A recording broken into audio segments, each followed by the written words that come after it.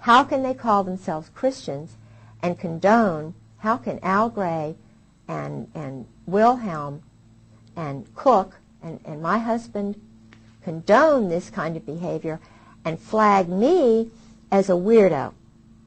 Mm-hmm. So there's something, and that's where I'm standing. I'm standing on what I know Jesus Christ would have done.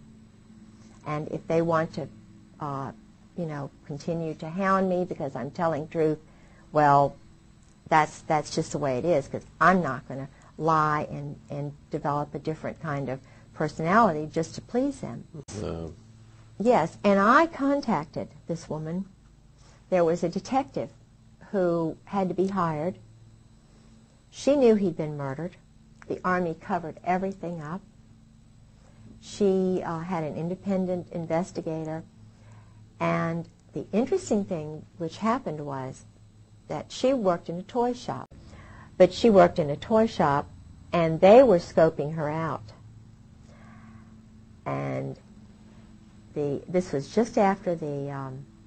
No, it was before he was murdered.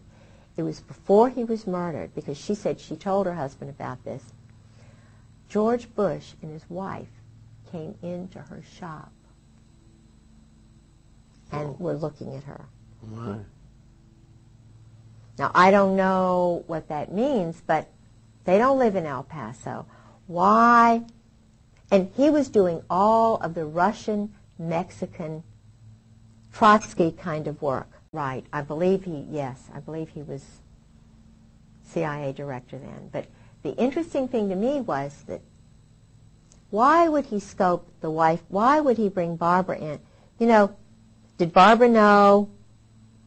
Was he just using Barbara as a, But she was being observed. Mm. And it was shortly before he was murdered. And I know that Parker Host, my husband's friend, has dealings with George Bush. So, I don't know. I know there's a lot to do with oil and Aramco and, Texas and all of that. I know it's very complex, but where I draw the line is murder and assassination and corruption and lies and deception and cruelty to innocent women and children and families just because they're not elite. Mm-hmm. Just because, now, Mrs. Bush is in the Colonial Dames. So is my mother. It's Colonial Dames is a very elite group of women, they think they are, who are descendants of George Washington's aides. And they own George Washington's ancestral home, Solgrave Manor in Great Britain. They run, they have Wilton in Richmond, which is an old house where Lafayette visited. I know there's a connection with Lafayette and the Masons. And I know there's a big Mason contingent in the warfare selling group, because the head admiral in Norway, not Igam, because he's in charge of the prisons which have the drug lord. He's running the drug lord out of his prison, and he's a friend of George's, Newt Igam. They were talking about this, as though I would know about it, and he has a house or a cottage right outside of Kolsås, Norway, which is where they have one of their underground bunkers. They have one in Narvik, and they do a lot of the cold weather training NATO does up there. But I know they're doing weapon shipments out of Norway.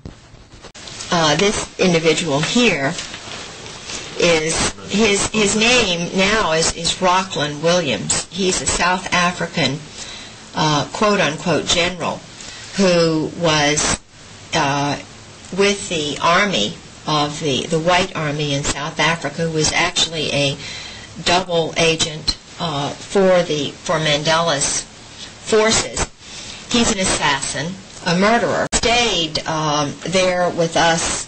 He was a guest of the State Department, and my husband arranged, this is my husband here. This is a gal in our church, Carla, whom I thought would be interested in going along with us that day because of the South African connection and Mandela and so forth. She's another battered military wife who lost a child. And anyway, she is a very bright lady, and we... Now this guy's name again is? Rockland Williams. He studied in Great Britain after this. Does he have any got other a doctorate. Yeah.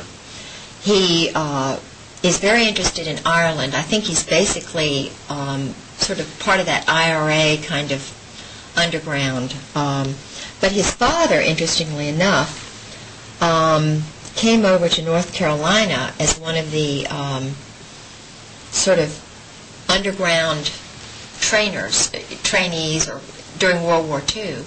They had a number of training bases for communists in this country.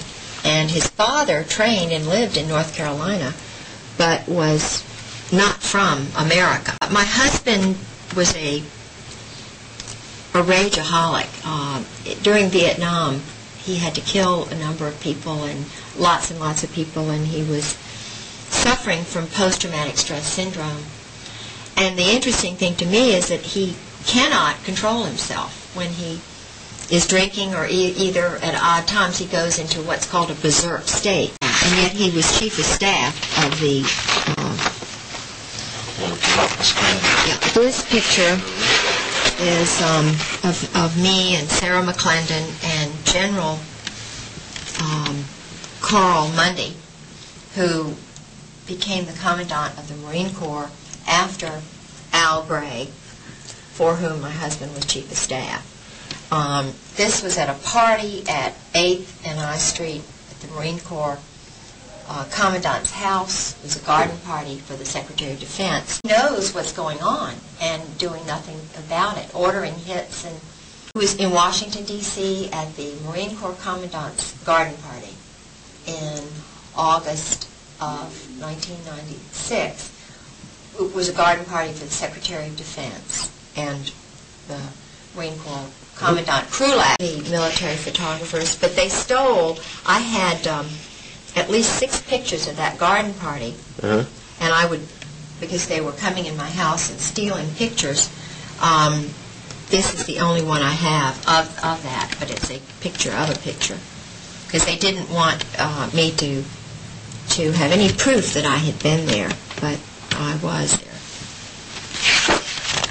Okay.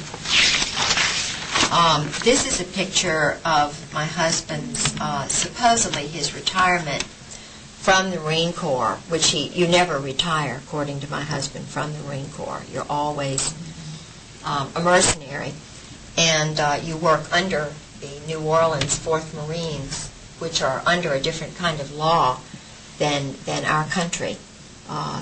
Napoleonic law is the law of Louisiana. And my husband was always going down to Louisiana. They have a training school for assassins.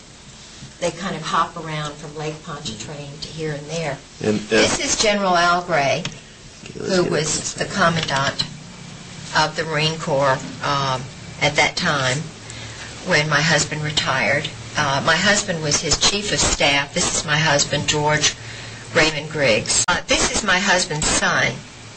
He's not quite right. Yeah, it's, the commandant's wife. He married her very late in life because he needed a third star. Al Gray, and her name is Jan Gray. He has potential. She worked for him in his... See, even when he was general, he ran an intelligence operation, which was a contract organization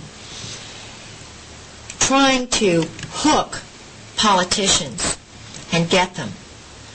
Yes, he has and still had and still has an organization which brings in whores, prostitutes, whatever you want to say, who will compromise politicians so they can be used. Jan worked for him in that organization, which was not part of the military. Well, I don't know. She chain smokes, she sleeps with the dogs and stuff. But when his mother was ill, when he was at FMF Lant, Fleet Marine Force Atlantic, Jan came to stay with his mother because she was on sedation and she may have talked too much to keep an eye on the mother. And then he married her because he would not have gotten his third star or whatever without having been married, because he is a homosexual. He's a well-known group sex homosexual. Okay. And that's my husband, that's me, and that's my son, Garland, who's now married, and I have 2 grandchildren.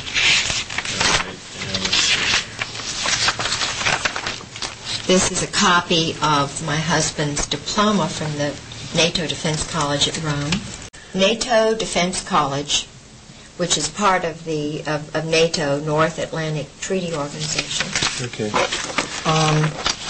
He also worked for NATO, and I was the head of the on the board of the NATO Wives Club. This is just, the Norfolk branch of NATO. Some secret papers that he had in the house, of course, he shouldn't have had. These were operations that were going on.